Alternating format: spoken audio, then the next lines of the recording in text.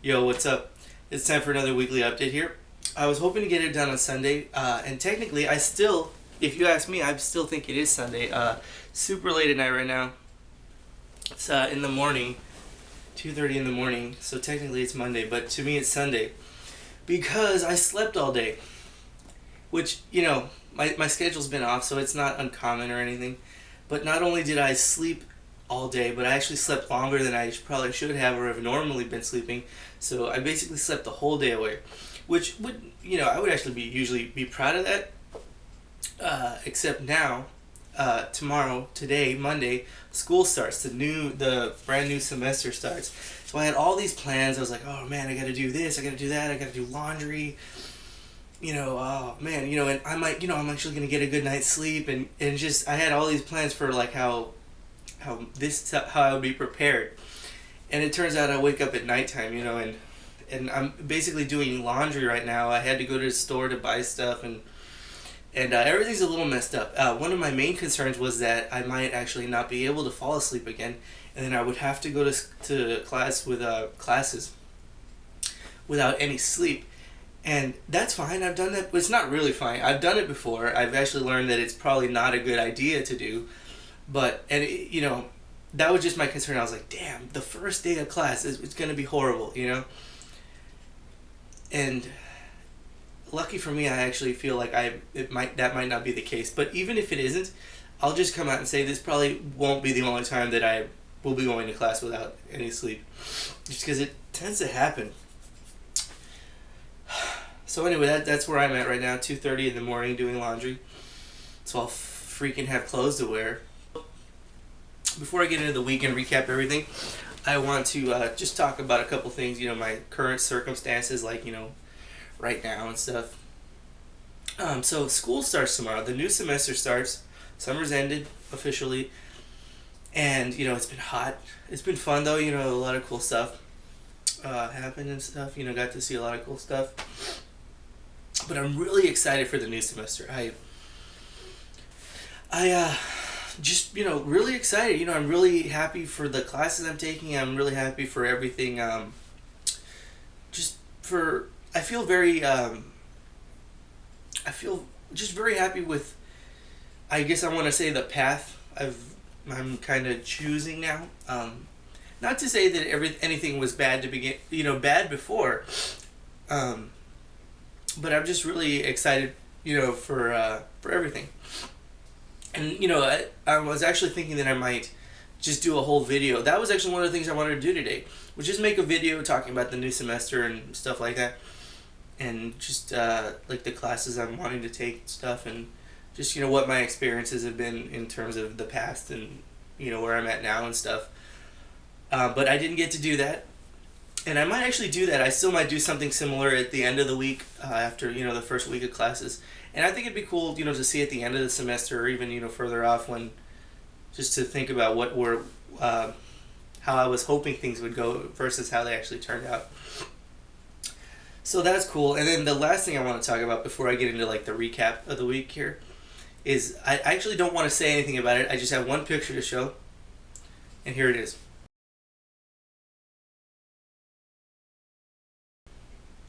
All right, so hopefully that picture kind of speaks for itself. I know it's a little vague, but I don't really want to say much more than there may be an unboxing video coming here in the future. Not sure exactly how I wanted to handle that. And again, I just wanted to show that off because it did happen this week. But like I said, I'm not sure how I want to handle it, so I don't want to say anything. All right, so. Now, as far as this week, it's been a pretty cool week. A lot of really cool stuff happened, for the most part. On Sunday, I went down to a really cool place in Scottsdale called the Music Instrument Museum, which was just an incredible place. And for this, there was a drum demonstration from Tim Alexander. He's well known for being an amazing drummer, in terms of style and abilities and stuff.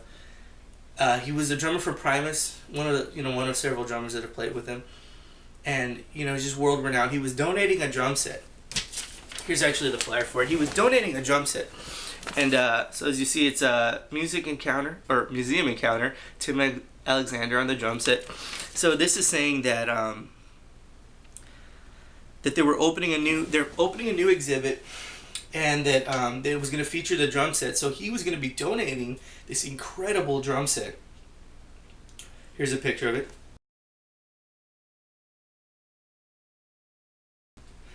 That he played on the album Sailing the Seas of Cheese and Pork Soda.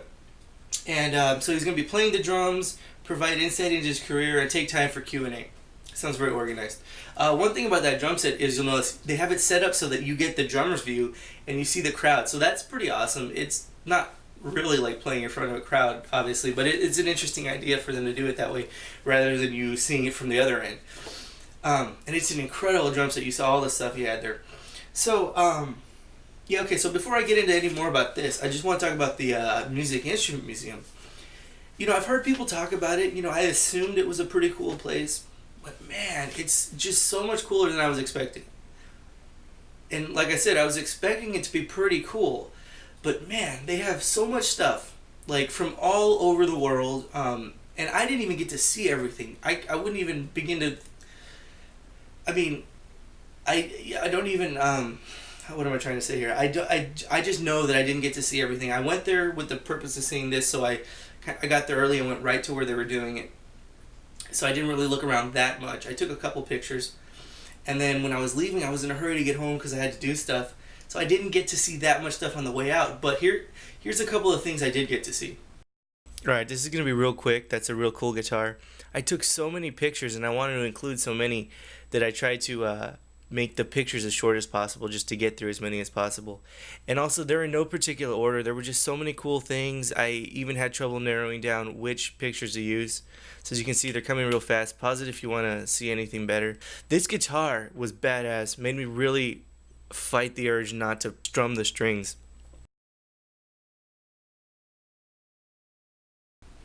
So as you can see, you know, there's a lot of stuff there. And like I said, that was only like a small portion of the stuff they had there.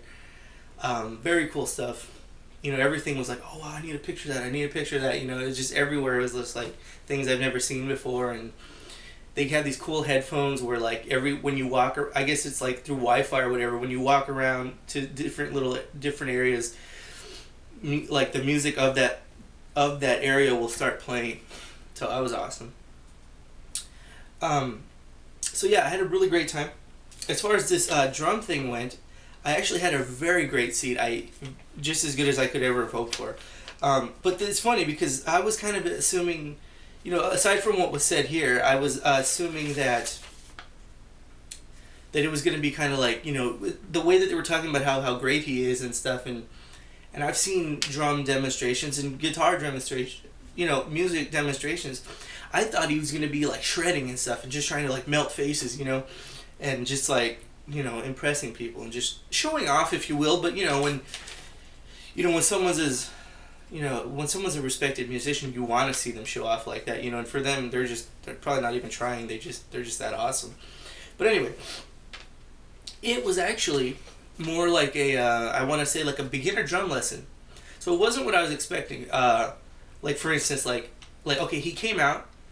And I think immediately took a question. You know, like again, it says, you know, he's going to take time to play them, then talk a little, and then take time for Q&A. But he just basically came out, talked for a minute or two, took a question, and then started playing a little bit. Then took another question and started playing, and was then giving insight into not his career, but his ideas and stuff. But like, it never went to a level where he was just like soloing or anything. Like someone asked him about double bass, so he was like, well, yeah, you know, double bass, that's a good topic, you know. And so he would be like, well, this is typical double bass, and he would go sit down and be like, do do do do do do do do do, you know, like very basic. And then he'd be like, well, let me see here, then a Primus song where I might do something different. Then he kind of went into like, I forgot what song it was, but it was like do do do do do, you know, just like all these weird little funky Primus things. And so it was cool. It was just interesting. Like I said, just wasn't exactly what I expected, but I had a great time. You know, got to talk to him for a minute at the end, twice actually, because my friend wanted me to take a picture of him when I was leaving, so I went back, and then that's when I got him to sign this. Here's a picture of me with him. Awesome. Thank you, man. All right. So yeah, he's a cool dude, really mellow, really relaxed. I guess if you think about it, he's really not the type that would like solo that much. He's very like underspoken and stuff. But yeah, he had a lot of really cool ideas and stuff. So then the next thing I want to talk about is I guess on Friday I went down to Scottsdale to the Martini Ranch for the Dreaming concert. That's basically Stabbing Westward. Like the singer from Stabbing Westward, so it's that the distinctive voice, and they play new songs from The Dreaming, because that is the band now called The Dreaming, and then tonight they actually played 6 Stabbing Westward songs, all the big hits, and it was cool. It was the last day of their tour, so they were like drinking on stage and like just making jokes, and they had a great time, and the performance was great. Oh, and because they said we're playing 6 Stabbing Westward songs, we've played these 6 songs before. I heard them say on an interview driving over. I heard the singer say, "We've played these 6 songs, but never all together. So tonight's going to be a special night. We're just throwing it all out there since it's the last night of the tour." So yeah, so the show was cool. It didn't start until 9:30. There were 2 local bands, and then The Dreaming didn't go on until like 11:30 or something. So that was a little. It kind of made it a little strange, honestly, for it to start that late and then only be 2 local bands. I didn't really like them, either of them, to be honest with you. And then The Dreaming came on at 11:30, and I have to say, I've said this in the past several times, but I just love it when a band brings a show with them. As much as they can. Like if you're like Rob Zombie on his level, he brings a show that's like a circus, and then or a local bar band that might just bring an extra strobe light. Whatever it is, just anything to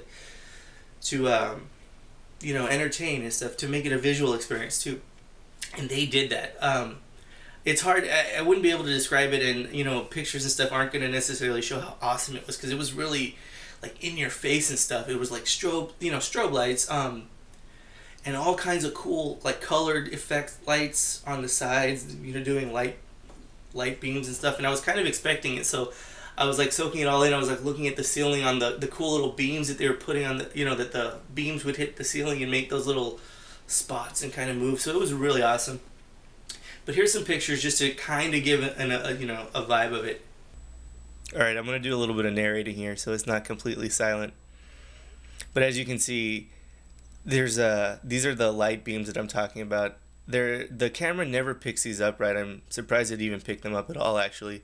But you kind of get an idea of the colors and stuff that they were using. The drummer's drum set was cool. It had this multicolored strobe thing. And as you can see, the Martini Ranch is one of these nice venues where you can get a lot of different views and angles. They don't restrict you to one area, and it's really cool. There's a handful of clubs like this in Arizona. And here's their merch. So yeah, it was really cool. As you can see, visually it was cool. It was awesome. They played all the well-known Stabbing Westward songs, and it was just really fun, for sure. So it was a really good time. So then the next thing I want to talk about is on Saturday, I guess the day after, I went down to the Drink and Draw. It's been another month now. It always comes so quickly. It feels like it comes so quickly. So I went down there. The only reason I really went down there was because I had to pick something up from Mickey, from my friend Mickey, which was let me see here. So basically, Mickey was giving away a prize. He set it up so that I forgot what it was, but basically somebody won it, and it was somebody that I forgot what the excuse was, but the guy was saying, "No, it's fine. I don't need it. I don't want it." And at first Mickey was like, what? He was kind of taken back, like, I'm about to give you something. He was auctioning out, or giving away a piece of art, a full piece of art that he's, known for doing. And so Mickey was kind of like, all right, whatever. So somehow, the guy turned it down. So I was like, well, I want it. Shit, give it to me. And I didn't want it. Of course I wanted it. So I basically became the default winner. And I was just like, wow, that was simple. So basically I won a piece of art from Mickey. He was giving away a portrait, which is, I wouldn't say that's what he's known for, but he's really good at it, and they're the most impressive things that he carries with him, usually at conventions and stuff.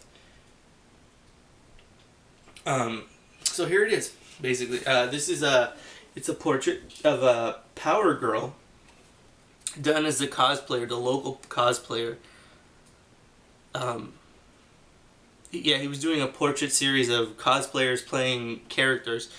So yeah, there's some impressive stuff there. Like I said, he's really good at it. It's got the date here, 11/25/11. So he's had it for a little under a year, I guess. Done on the back of a comic board. It's 11/17, so it's really cool. I'm really happy to have it. I'm hoping to frame it. I don't know. I mean, I have frames. I don't want to. Sometimes I feel like it's such a pain in the ass to like get like framed and matted and everything. I think I'm just gonna keep it simple this time, but I'm definitely gonna frame it for sure. All right, so that was cool. So I went down to the Drink and Draw to pick that up, and it was fun. It was cool, again, eating and drinking, or I think he's changed the name to Dine and Draw, so it's eating and drawing, not drinking and drawing.